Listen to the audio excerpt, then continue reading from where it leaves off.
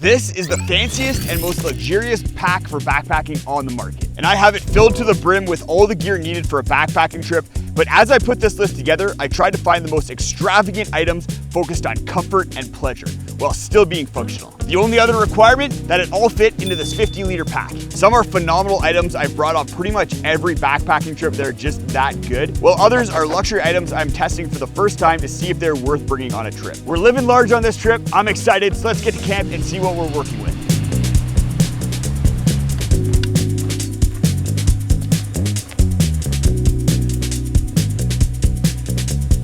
Here we are, where we're gonna spend the night. I wanna start off by talking about the pack, and then we'll jump into my lounge gear, my tent, and my sleep system, which I think might be the most comfortable sleep system on the planet. And then we'll get into my cook system and food and accoutrement. And then some of the other items that I think are super fancy, super luxurious, and you guys are really gonna enjoy. The pack is the Z-Pack's Arcol, and what makes this pack luxurious, in my opinion, is the fact that it's fully featured while still being ultralight. It only weighs 700 grams, but then you get a ton of features that you don't really see on ultralight packs, like a full frame with a hip belt pockets, a trampoline back, adjustable torso length, which is kind of insane. I don't think any other ultralight pack has that. And really nice side pockets that you can reach back and grab from, a mesh front pocket, and then straps on the bottom in order to attach a chair, which is something that you're gonna have to have if you're going on a luxury trip. If you're gonna be going luxury, you're gonna be making some sacrifices. Most of the time that's gonna be either weight or price. With the Arcol, that's price. This pack is very expensive at over $400. I'm really excited to get this thing unpacked and start what could potentially be the comfiest and most luxurious backpacking trip that I've ever been on. I'm all set up with my lounging stuff. There's kind of two different categories of my lounging gear. There's the clothing that I'm wearing in order to be comfortable around camp, and then there's my furniture. The main piece of lounging furniture is my chair. This is the Moonlight Elite chair, and what makes this thing luxury is the fact that it reclines. So there's two little toggles on the side. You pull those back and then you can recline and you're all set. It's also a very light chair at just over a pound. I find it very comfortable to sit in. And then the case that it comes with doubles as a footprint. So the feet aren't gonna sink into the ground if you're on sand or soft ground. We'll get back into non-recline mode and we'll talk about the table. This is the Nature Hike table. And what makes this luxury is that it's a table. Most of the time on backpacking trips, people aren't bringing a table with them, but I find it to be a really nice luxury item. I can keep my bear spray and my little beverage here in these cup holders. I can also cook on here if I want to, if there's no picnic tables, get stuff up off the ground. It's also really nice if I'm on a trip with someone else because we can play games on this table or just put more things on it as we hang out around camp. I find these lightweight ones are a pretty nice height. You can get ones that are shorter and lighter weight, but this one weighs 737 grams, which I think is kind of a sweet spot for tables. And while weight is a slight compromise with this one, the price is not. It only costs $37, which is kind of a steal for a luxury item. When on a luxury trip like this, I'm spending a little bit more time around camp, so I want my clothing to be nice and comfy and warm because I'm in shoulder season right now and it's gonna get down to about freezing, so I needed stuff that was gonna keep me warm. And we'll start from the top and work our way down. The jacket is the Rab Mythic G, and what makes this luxury is that there's reflective shininess on the inside. And anytime you have shiny, it's gonna be luxury and fancy. But what this shiny does is reflects heat back to you, so it actually is a little bit warmer than something that doesn't have that and just uses the down for insulation. This jacket is also insanely warm for the weight. It only weighs 277 grams, but as usual, there is a sacrifice and that's price. This jacket is insanely expensive. But if you want something that has the best warmth to weight ratio for shoulder season where temperatures are getting down just below freezing, then this jacket is basically the best one that you can get. For my sweater and pants, I've never really shown these items before on the channel, and they're really cool because they're made with a special material that I've never talked about very much. It's Octa fabric, and it's very similar to Alpha Direct, which I've talked about a lot because of how warm it is for how lightweight it is.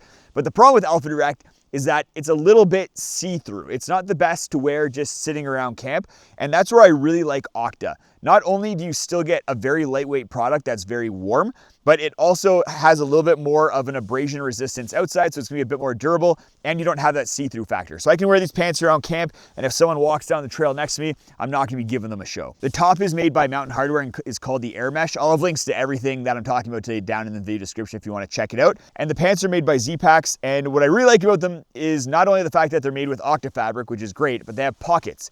And pockets are just great to have around camp in order to keep your phone and other little knickknacks as you walk around. For my feet, I am wearing Alpha Direct socks just because of how cozy they are and still lightweight. And then I have slippers. I brought slippers because this is a luxury trip, and these are the thermal ball slippers from North Face. They're just super cozy. They have this fuzzy inside to them. They have a really nice sole that insulates you from the ground if the ground is a little bit cold and frozen, and then just really good grip and durability.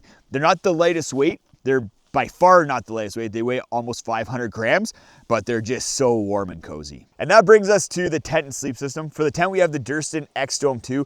What makes this luxury is that it performs in basically any but the most extreme conditions, but is very easy to set up. The Durston X-Dome 2 goes up very quickly, has an all-in-one pitch, so not only is it easy to set up, but it keeps everything on the inside dry if it's raining, and I just love that. It's also super roomy inside. I opted for the 2-person version on this trip just so I have a little bit more space to spread out inside. I have room for all of the gear that I brought with me, but the 1-person, 1+ version is also very roomy, and I love that tent. It's one of my favorite tents of all time. And then if you do decide to go on a trip with someone else, you can fit 2 25-inch wide pads in here.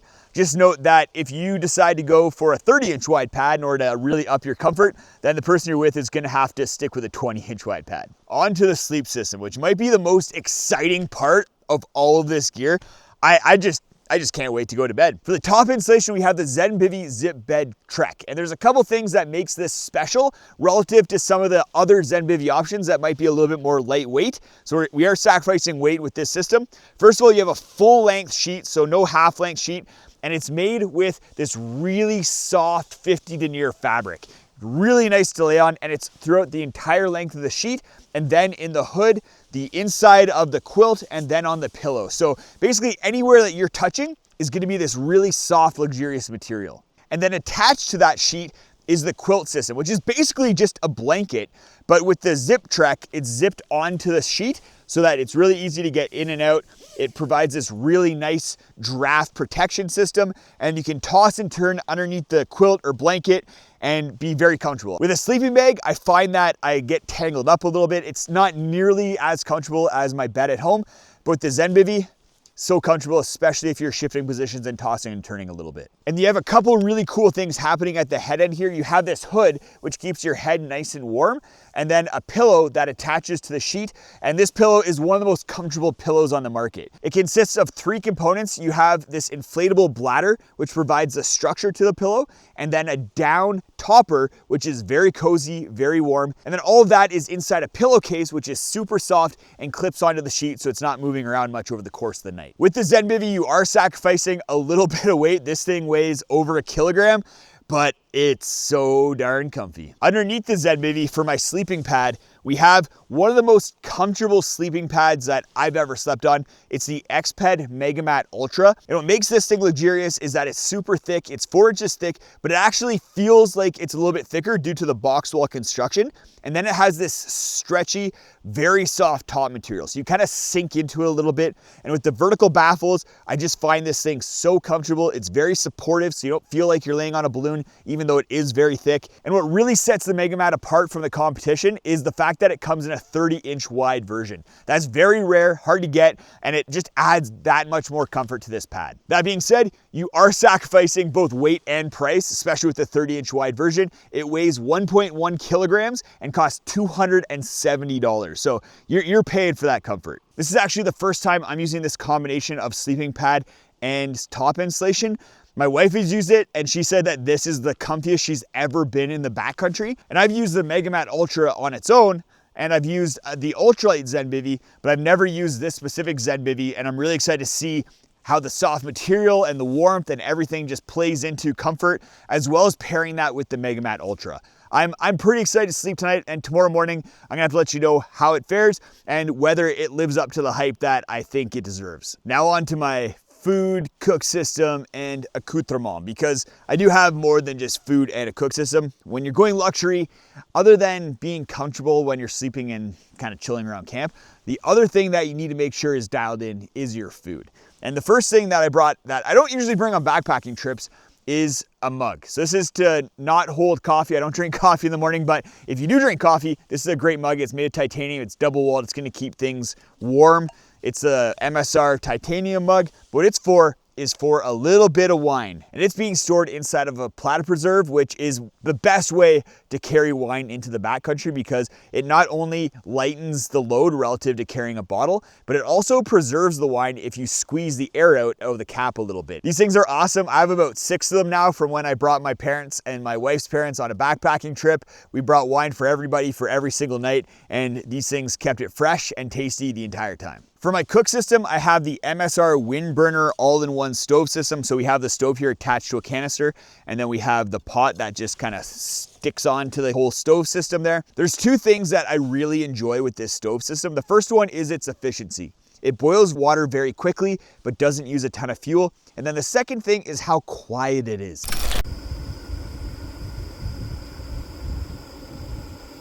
There's something to be said for just having a very quiet stove when you're out in the backcountry, especially if you're with other people and you're just kind of enjoying sitting around camp, having a chat.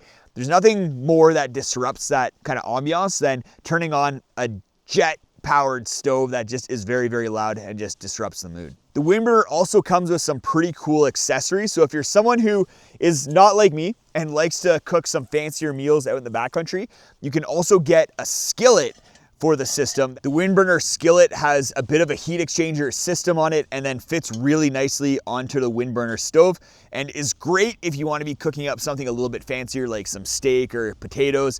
If you're more of a chef, then this is definitely something that you want to be getting and bringing out to the backcountry. It's also quite lightweight, and the handle folds so that it packs into your pack really nicely. And to round out all of this, we have my spoon.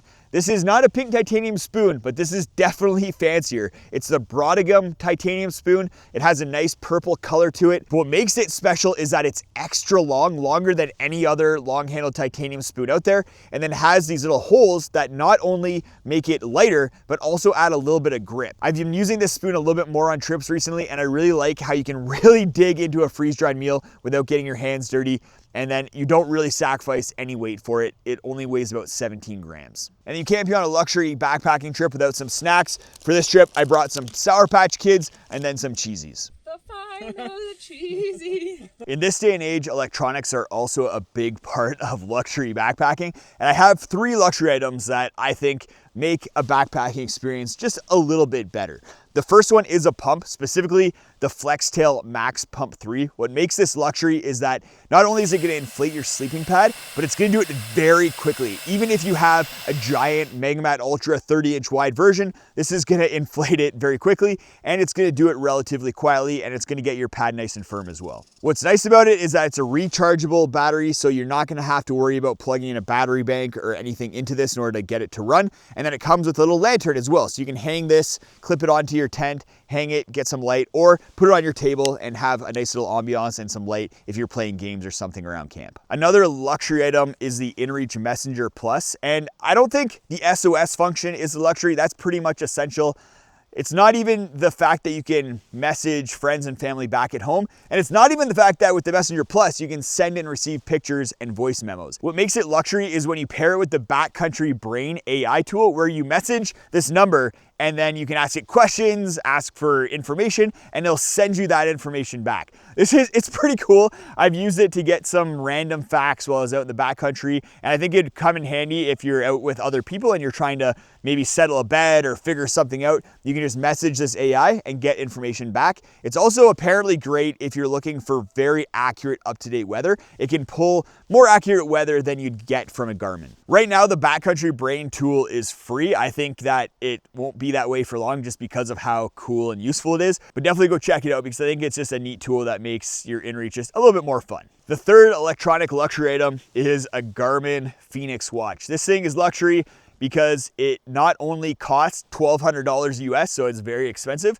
but allows you to see how slow you're hiking and how far off trail you've actually gotten when you get lost, because it has on-device navigation and then gives you all your stats as you're hiking, how fast you're going, what your pace is, how far you've gone, how long you're hiking, and just useful information like that. I also really like the flashlight feature that's on the watch. There's a very bright flashlight on the one side here, which I found super useful. You can also pair it to your InReach and trigger an SOS from your watch. And that could be super useful if a bear came into my camp in the middle of the night, tried to attack me, and I was able to maybe get away, run up and climb up that tree, and then trigger an SOS from my watch, because I probably wouldn't have the mind or the time to grab my inReach, but I'd be close enough that I could still trigger the inReach and the SOS from my watch. I have some luxury hygiene items that I also want to share with you guys, but I want to make sure that I'm testing them out first, so I'll be sharing my thoughts on those tomorrow morning. I'll also share tomorrow morning how my sleep system slept and how comfortable or maybe uncomfortable I was. Good night, we'll see you in the morning.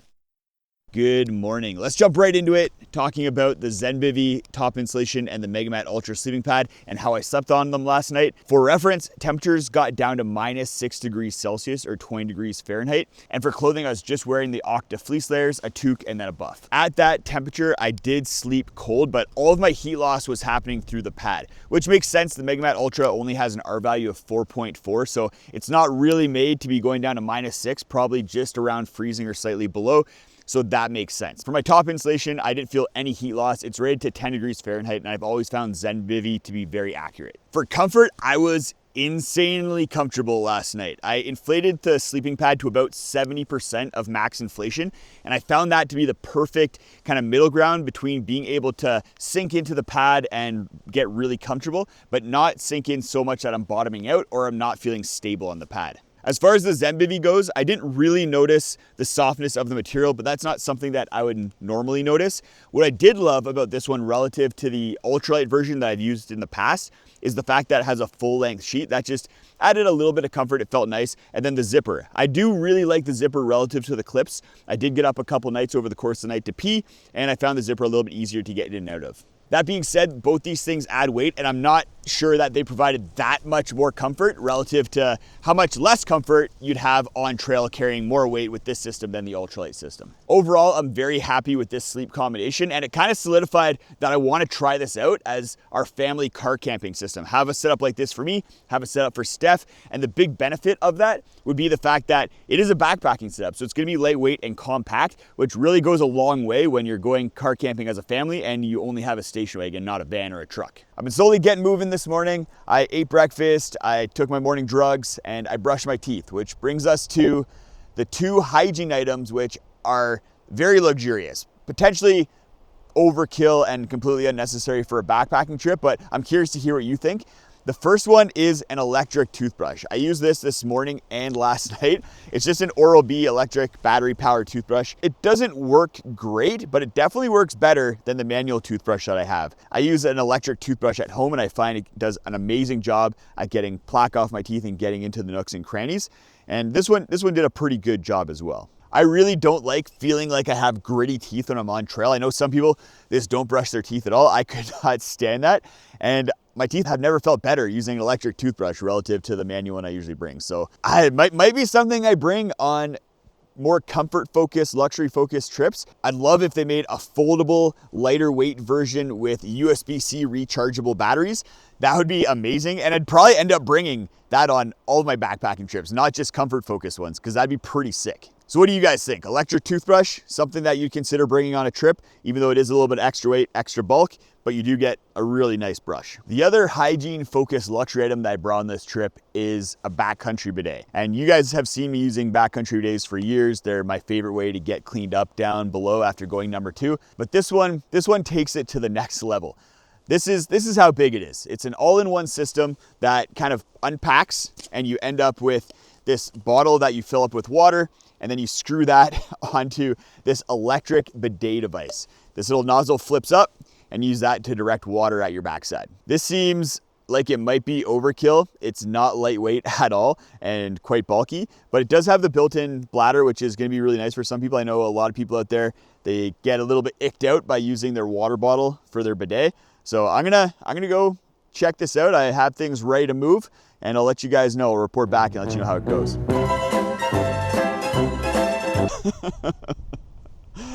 All right, reporting back on the electric backpacking bidet. This thing is hilarious.